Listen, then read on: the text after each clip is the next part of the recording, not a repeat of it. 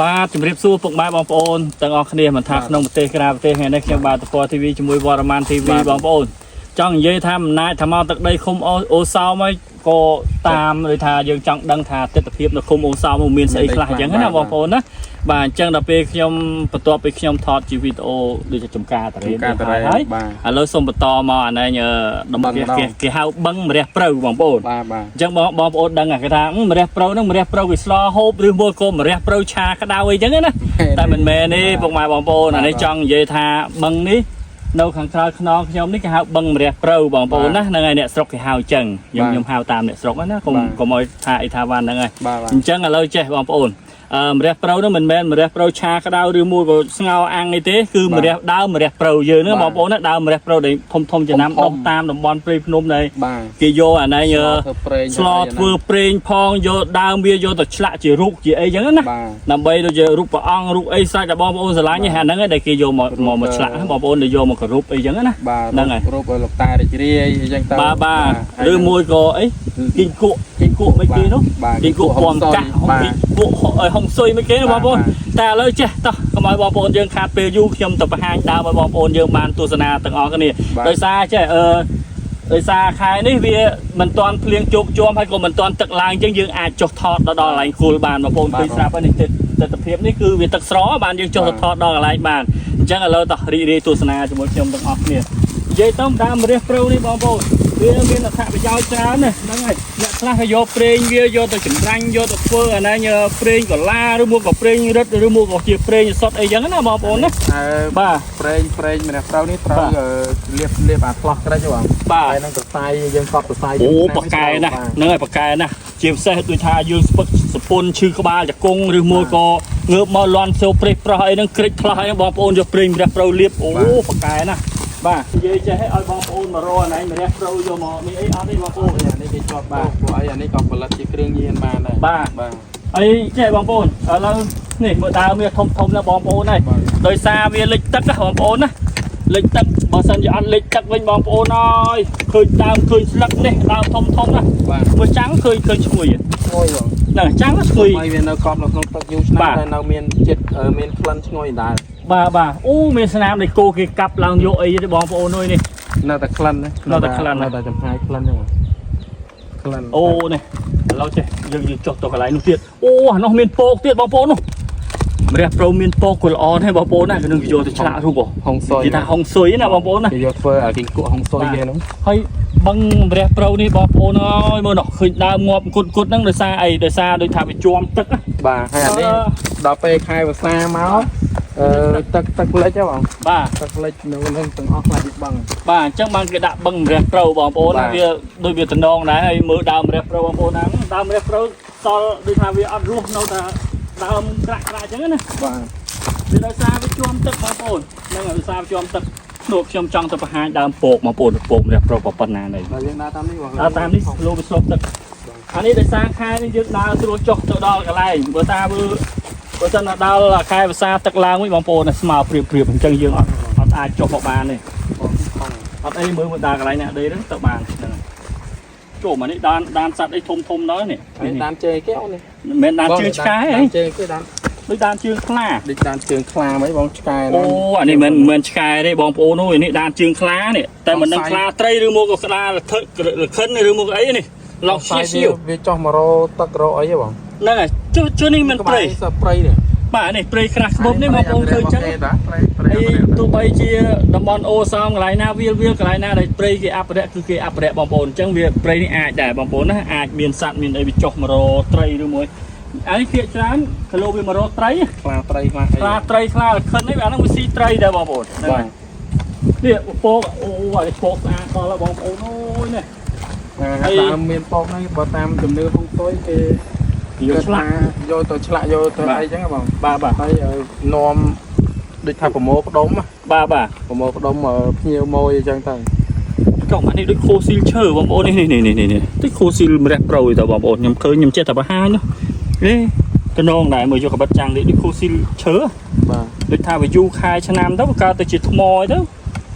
ឃើញទេមើលឡើងខ្មៅអូនេះខូស៊ីលឈើឡើងខ្មៅបងប្អូននេះឃើញវាជាប់ទឹកយូរពេកហ ចេះខ្ញុំសុំនិយាយរឿងម្រះប្រៅតិចបងប្អូនហ្នឹងហើយដូចបរមានគាត់និយាយមកអញ្ចឹងបើពកវាអីគេយកទៅឆ្លាក់គេនិយាយថាហុងស៊ុយបងប្អូនហុងស៊ុយដាក់ផ្ទះដាក់អីដេញព្រាយដេញអាបដេញធ្មប់អីចឹងទៅហ្នឹងហើយ អាហ្នឹងជនជាតិវៀតណាមគាត់មកទិញ បាទហើយការពារនិយាយរួមការពារអញ្ចឹងហ្មងអានេះដើមម្រះប្រៅហ្នឹងបាទហើយខ្ញុំចេះតែឃើញចេះតែដើរថតទេឲ្យបងប្អូនយើងបានស្គាល់នេះបងប្អូនពកដល់ពេលវាដូចថាប្រជុំទឹកនេះចឹងទៅវាលុះអាបលាខ្នោវាអស់ណាបាទធ្លាក់អស់ហ្នឹងហើយស្អាតបងប្អូននោះនេះអត់ដូចបាក់ដុកអូពេញហ្នឹងអានេះបើសិនជាអត់ជាប់ទឹកមិនទៅតិចរយដើមទេបងបាទ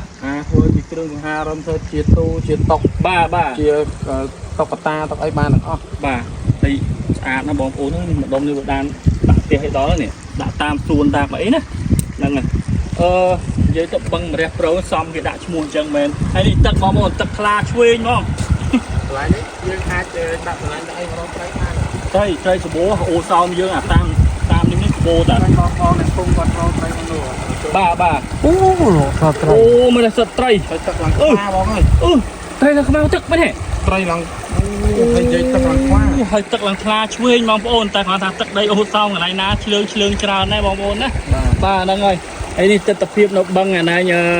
ម្រះប្រៅបងប្អូនណានេះមកយើងទៅណាទៀតហើយខ្ញុំថតហោះដ្រូនខាងលើបងប្អូនឃើញទេសភាពស្អាតណាបងប្អូនអូទឹកដីអូសោមនេះហើយបើនិយាយពីទឹកដាំដុះវិញបងប្អូនដាក់តាណាក៏កើតដែរហ្នឹងហើយនិយាយវាល្អហួសហ្មងណាដីទៅល្អបណ្ដោយដីខំអូសោមល្អពេកនេះមើលដើមអានេះម្រះប្រៅដែរនេះភាសាវាលឿងចាហើយនេះដបោកញងម្រះប្រៅណាបងបាទដបោកញងម្រះប្រៅណាបាទដោយសារយើងធ្វើបតនប់បាទគេស្នេហ៍ទៅអាតំបន់ខ្លះវាត្រូវលិចទឹកអញ្ចឹងពេលខ្លះយើងកាត់យកអាឈើតូចតាចនៅក្រោមនោះអត់ខុសត្រូវតែបលិចមកវិញដល់ពេលវេលាកំណត់បាទ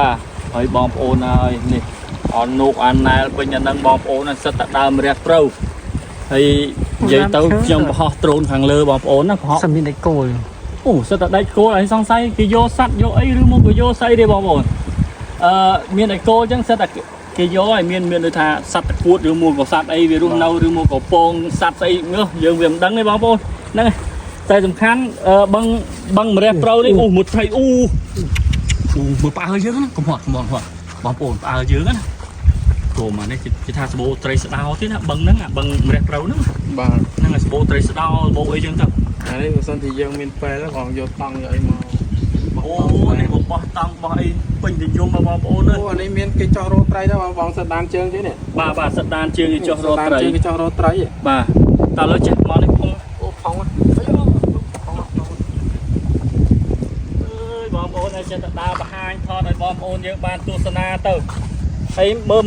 កន្លែងណារឿងណាដែលកាប់ឲ្យបងប្អូនយើងបានឃើញមកហើយចង់ដឹងមើលបងពុកប៉ែបងប្អូនដែលខមមិនពឹងពាក់ថ្ងៃគាត់ថាមិនឲ្យរករឿងមិនទៅអូមានបងស្រីមួយដែលគាត់ពឹងពាក់ថាបើសិនជាខ្ញុំបានតពTVបានដើរតាមតំបន់ព្រៃភ្នំអីជួបដើមម្រះប្រៅអីគាត់ឲ្យកាប់បងប្អូនណាគាត់ថាមិនកាប់ទាំងដើមទេចង់និយាយថាកាប់យកតែរឹសវាតែបន្តិចមកដាក់តាមខ្លួនគាត់ថាអានឹងហុងស៊ុយហើយស្អីក៏មិនមានស្អីមកបៀតបៀនយើងដែរអានេះដូចថាខ្ញុំចេះតែលឺបណ្ណាខ្ញុំថាប៉ុណ្ណឹងគេប្រាប់បណ្ណាខ្ញុំថាប៉ុណ្ណឹងអញ្ចឹងដើម្បីឲ្យបងប្អូនបានសុខបានចម្រើនហ្នឹងហើយគេថាដាក់ទៅវាមានហុងស៊ុយបាទដល់អញ្ចឹងវាចេះតែវែងឆ្ងាយទៅទៀតណាបាទអានេះដោយសារយើងជំនឿរៀងខ្លួនបងប្អូនជំនឿខុសគ្នាអញ្ចឹងណានេះយើងទទួលដំណឹងពីគាត់ដែរបាទឥឡូវមកយើងទៅមើលរឿងទាំងអស់គ្នាឥឡូវយើងមកជាពិសេសបងស្រីគាត់ថ្ងៃមុនចំណឹកឃើញវត្តមានគាត់នឹកឃើញគាត់ចាំបាទគាត់ឲ្យរករឿងឲ្យគាត់ហើយមើលមានរឿងអត់រឿងសកូកតែនេះរឿងសកូកនេះអាសាមចេះនេះអាសាមកាប់មើលកាប់មកមើលកាប់នេះធំឡើងឈួលបងប្អូនអើយនេះឡើងឈួលដូចតែជាប់ទឹកនេះជាប់ទឹកមែនតែអ្នកមើលជាតិប្រេងវាបងប្អូនឃើញទេឡើងឈួលហ្មងបាទប្រេងវាថ្លៃណាស់1លីត្រមិនសួរ$20បងបាទអាហ្នឹងគេយកត្រូវរៀបរត់អាថ្លោះក្រិចទៅសៃកប់ជូរឆ្នាំអីនោះមើលខាងនោះបងប្អូនវាលំតោះយើងទៅខាងនោះទៀតខ្លះដូចថាគេហៅថាជំងឺស្វិតជើងបងស្ទាបអត់ដឹងជើងវាស្ពឹកសពុនអីហ្នឹងលាបទៅបាទអាហ្នឹងលាបរត់បាត់ បាទចូលអាហ្នឹងប្រេងម្រះត្រូវយើងមានគេមានផលិតជាអសតទេតា បាទបង សម្រាប់យើងយកមករឹតដៃរឹតជើងអញ្ចឹងណា បាទតែនេះប្រើកម្រិតខ្លាំងអត់បានទេណាហ្នឹង អាហ្នឹងរឹតខ្លាំងទៅជាស្វាត់វិញបងប្អូនណា វាក្តៅខ្លាំង វាក្តៅខ្លាំងអាហ្នឹងហើយបើយើងរឹតចកេះរឹតអីហ្នឹងអូតែកុំឲ្យរឹតច្រើនរឹតតិចអាហ្នឹងតិចបាទដើមណាក៏មានទឹកដាច់គោអញ្ចឹងតាមមើលគេយកពងសัตว์ ប្រហែលជាយកពងសัตว์នោះមានរុនសัตว์បាក់សៃនៅលើហ្នឹងទៅបង អូ នោះប្រហោសัตว์ អូស្នាមវាយកសัตว์មែន មុនហ្នឹងឃើញអាសัตว์អីគេរៀងខ្មៅតោងវាឈរនៅហ្នឹងដែរ បាទហើយច្រើនដើមណាបងប្អូនអើយមែនទេជុំស្នាមស្អីកាយនេះហ៎ជុំអញស្នាមស្អីកាយនេះ សัตว์អីគេ ជុំសัตว์ស្អីមកកាយនេះបងប្អូននេះកាយទុំជួថ្មីហើយយ៉ាត់សัตว์ អូ អត់ជើងហ្នឹង បាទ តែតកួតចូលទៅហូ អូតកួត ចុះស៊ីត្រី តកួតមែនតើបងប្អូននេះស្នាមតកួតកាយ អញ្ចឹងរុនលើនេះបាទរុនតកួត រុនតកួត តែដាច់គោនេះដល់យូរឆ្នាំនេះ បាទអូនេះគេដាក់ម៉ងនេះទៅបងប្អូននោះបាទហើយខ្ញុំឃើញខ្ញុំចិត្តថាវាឆ្ងល់ថាគេបឹងម្រះព្រៅហ្នឹងវាយ៉ាងម៉េចយ៉ាងម៉ាអញ្ចឹងបងប្អូនណាហើយខ្ញុំក៏បានមកទៅម្រះព្រៅមែនបងប្អូន សតតដើមរះប្រៅ សតដើមម្រះព្រៅពេញតែស្ទឹងពេញតែអូអានេះមិនស្ទឹងទេច្រឡំនិយាយបឹងច្រឡំបងប្អូនជាស្រ័យអីមែនទេអូមកដើមអានេះវាសិននេះបានយកមកឆ្លាក់នោះស្នាមស្អីកាយវិញហ្នឹងនឹងសัตว์អីនេះណានឹងកាយស៊ីអីវាណោះ នេះគេដាក់ម៉ងដាក់ទេតាបង បាទនោះស្នាមម៉ងដាក់ បាទទឹកនេះមិនទោះអត់មានកពើភ្នំទេណាបង អត់មានតែចេញចេះអត់មានទេ បាទ នេះស្អីគេអូចុំអានេះស្អីគេនេះហ៎នេះបងប្អូនស្គាល់ជួយខមមិនប្រាប់ផងងងងនេះ ឆ្លើងស្អីដែរបងឯង ឆ្លើងពងអីមិនមើលកន្លែងនេះបងប្អូនឡើងគោសិតតែម្រះប្រូខ្ញុំចង់រកមើលរឹសណាមកដុំកាប់ទុកឲ្យបងស្រីឬមួយក៏បងប្អូនយើងណាខមមិនមកអីចឹងណាបាទហ្នឹងសិតរឹស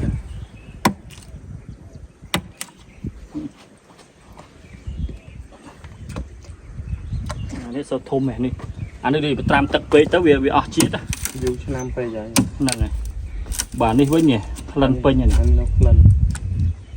នេះក្លិនឡើងឈ្ងុយ អាហ្នឹងក៏ជារឹសរបស់វាដែរបង បាទអូអានេះវាពេលយប់ឡើងនឹងត្រីបណ្ណានៅបឹងនេះណោះ បាទ មើលសត្វស្នាមមងបងប្អូនយើងមកដាក់នេះអ្នកថតចេះថយយកធ្លាក់ ឥឡូវយករឹសណាជូនគាត់ទៅហើយបងយើងបកទៅវិញហ្នឹងឈប់កំពុងរកមើលរឹសបងប្អូនដោយសារដើរមើលរឹសឲ្យបងប្អូនយើងគាត់ខមមិនមកត្រូវការច្រើនដែរមិនច្រើនអីមកគាត់ថាម្នាក់ឧត្តមតែមិនបានគីឡូទេគាត់ថាបានប៉ុន្តែមេដៃមេជើងអញ្ចឹងទៅយើងរករឹសណាដែលល្អយកទៅចែកគាត់ម្នាក់ឧត្តមទៅបាទហើយសំខាន់គាត់ចង់និយាយថារឹសម្រះព្រៅឬមួយក៏ដើមម្រះព្រៅហ្នឹងវាចង់និយាយថាសិតតាអត្ថប្រយោជន៍ទី1គេយកទៅចម្រាញ់ប្រេងយកធ្វើជាឱសថអញ្ចឹងទៅទី2គេយកទៅឆ្លាក់រូបឆ្លាក់អីអញ្ចឹងគេដាក់ផ្ទះអញ្ចឹងទៅអ្នកខ្លះគេជំនឿថាដាក់ទៅវាមានហុងស៊ុយមានលៀបមានជ័យអញ្ចឹងទៅអានោះស្រេចបងប្អូនជាជំនឿទេហើយអ្នកខ្លះទៅក៏យកទៅឆ្លាក់ជាគីងគក់អីគេហៅអីគីងគក់ហុងស៊ុយពំកាក់ពំមាសពំប្រាក់មិនគេនោះក៏ជំនឿផ្សេងទៀតទៅអញ្ចឹងបងប្អូនណាហ្នឹងហើយអញ្ចឹងគប់សំមកវិញបងប្អូនរឿងជំនឿហ្នឹងវាមានពិតប្រាកដមែនបងប្អូនណាបាទដោយចង់និយាយថាមុននឹងយើងជឿក៏យើងពិចារណាដែរមិនចេះថាជឿងុលអីទេទិញយកដូចថាពកវាណាបងបាទយកទៅដាក់ផ្ទះទៅគេជំនឿថាការទ្របការរបស់អីចឹងទៅបាទមានរោគអរិយតាដែលគេថាថែសាទាំងដើមឈើហ្នឹងទៅយើងយកទៅជាបានគ្រប់បាននេះគេចឹងទៅគេថែសាវងគ្រួសារយើងហ្នឹងឲ្យវាតិចជុំឲ្យចម្រុងចម្រើននេះចឹងទៅហ្នឹងអានេះអូមាត់ត្រីធំបងប្អូនពលនិយាយបដាវពលភ្ញាក់មាត់ត្រីបងប្អូនត្រីធំអូសោមយើងនេះបាទបានយកស្នាញ់មកបាទអូណោះធំណាបងប្អូនហ្នឹងហើយហើយបើនិយាយទៅសំណាញ់វាយើងបងក៏វាជាប់នឹងនេះសិតសម្រាប់ហ្នឹងត្រីវានៅតាមសម្រាប់ចឹងដែរឬឈើតូចបាទឥឡូវចេះបងប្អូនខ្ញុំនិយាយរឿងជំនឿមិញដែលថាមិនទាន់បាននេះក៏ឃើញត្រីនិយាយរឿងត្រីចឹងថាជួបអីនិយាយនឹងឃើញអីថាហ្នឹងចឹងណា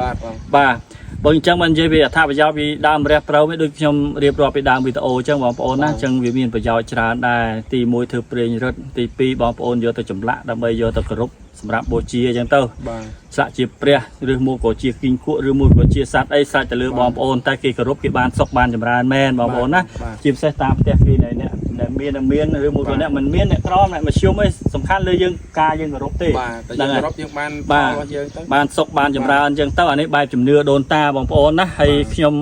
មកអានេះបឹងដើរ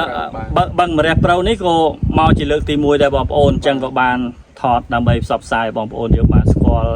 ហើយនឹងបានឃើញទាំងអស់គ្នាថាដើមម្រះប្រូវវាមានរូបរាងអញ្ចឹងដើមអញ្ចឹងតែគ្រាន់ថាវានៅទឹកអញ្ចឹងវាងាប់អត់មានឃើញស្លឹកឃើញសបកអីទេបងប្អូនណាអញ្ចឹងក៏សូមអធិស្ឋានផងបាទហើយគូផ្សំនឹងខ្ញុំបាទនិយាយស្ដីលឺលួសយ៉ាងណាមិនសមរម្យអីជាមួយវត្តមាន TV ក៏សូមអធិស្ឋានហើយក៏សូមជូនពរជូនជ័យពុកម៉ែបងប្អូនទាំងក្នុងប្រទេសក្រៅប្រទេសឲ្យលោកជួបតែសេចក្តីសុខនិងសំណាងល្អទាំងអស់គ្នាអញ្ចឹងសម្រាប់ពេលនេះខ្ញុំបាទតព TV បាទរួមជាមួយនឹងខ្ញុំបាទវត្តមានបាទ អរគុណច្រើនសូមជម្រាបលា